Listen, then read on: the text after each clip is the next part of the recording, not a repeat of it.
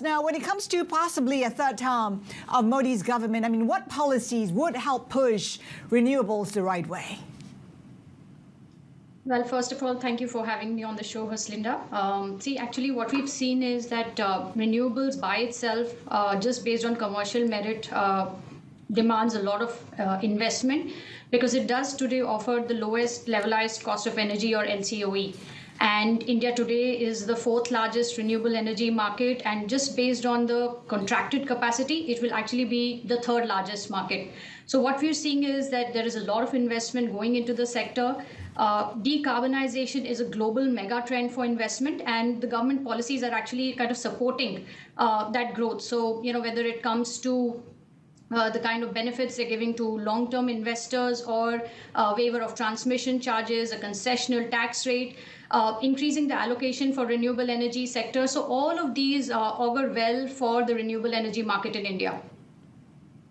So having said that, Shrishti, how much of that renewable push in India is contingent on Modi's government getting re-elected? See, what has happened is that, the Modi government has actually put up a machinery which is now fueling itself. So it is a bit like a nuclear reaction. Once you've set it in place, it is kind of propelling itself. So I would say that Indian renewable energy market is in that space.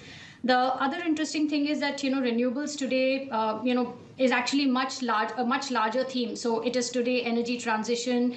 It covers, for example, green hydrogen, where India has set an ambition of being, one of the largest exporters globally, or whether it is, for example, biofuels, which encompasses the renewable natural gas, SAF, 2G ethanol.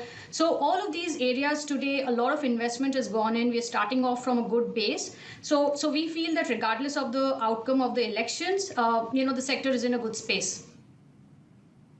Having said that, are there risks, though, to that renewable push if another government were to come into power? There are 2-3 gating items, I would say. The first one being, evacuation. I think evacuation infrastructure today is the biggest bottleneck in setting up capacity on the ground. I think all the other factors are well taken care of. The government has planned a very large investment scheme into evacuation, but that remains one big bottleneck. I think the second bottleneck is probably the supply chain. So, for example, in India today, there's a manufacturing capacity of about 10 gigawatt of modules, another 30 gigawatt coming up. But most of this is mostly dependent on import of cells. So, that entire, supply chain, that could be the second constraint. And the third constraint could be availability of project finance, given the recent, RBI draft circular for provisioning, we could see some hiccups around that. But really, if these three aspects are addressed, the sector will be in a good, in a good position to attract more investment. Shrishti, talk to us about the deals that you're seeing so far in terms of flows. Have you seen marquee deals, for instance, in recent months? Yes, so a lot of deal activity, Haslinda, and there are various types of drivers. So on the supply side, for example, the homegrown platforms. While all of these platforms are already backed by very large investors, because there is a huge capacity coming online for bidding, for setting up, there is a constant need of capital. So that's one big driver on the supply side. When I come to, let's say, the international utilities who are very active in India, they have a constraint that they cannot consolidate too much of debt from an emerging market like India on their global balance sheet. So they are in the constant mode of setting up projects, monetizing them, and then setting up additional capacity. So I would say these are the two big drivers on the supply side. On the demand side, I think the sovereign wealth funds, pension funds are very active in India because renewables offer a good defensive asset class.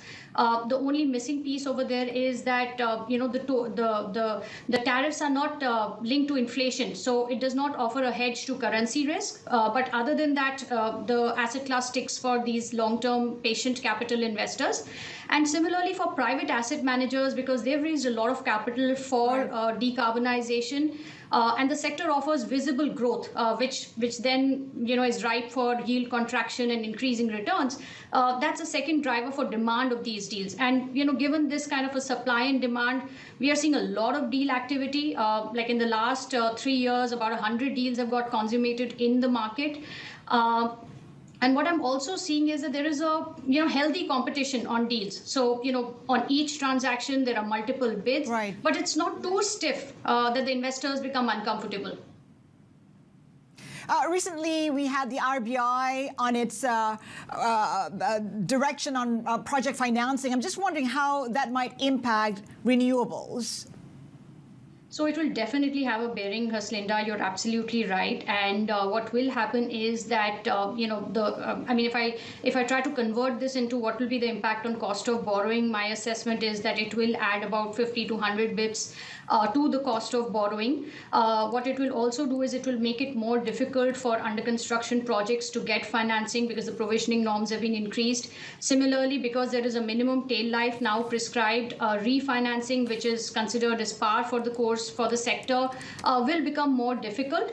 But the good thing is that the government has set up these institutions like Power Finance Corporation, Renewable Energy Corporation, IREDA, which are specialized in renewable energy lending. So to a certain extent, the risks will be, the impact of this will be mitigated, Right. but for sure it will have a bearing. Mm-hmm.